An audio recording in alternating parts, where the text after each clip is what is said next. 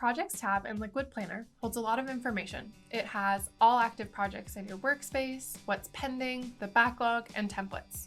Filters help you display the information that is relevant to you. There are 4 filters up here, and I'm going to quickly show you how to utilize 2 of them. First is the All Projects filter.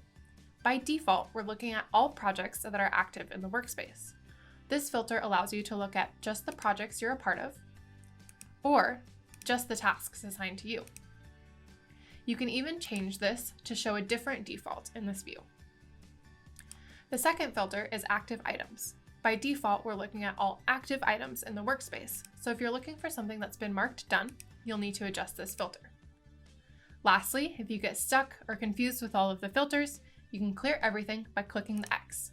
And that's how you customize the Projects tab.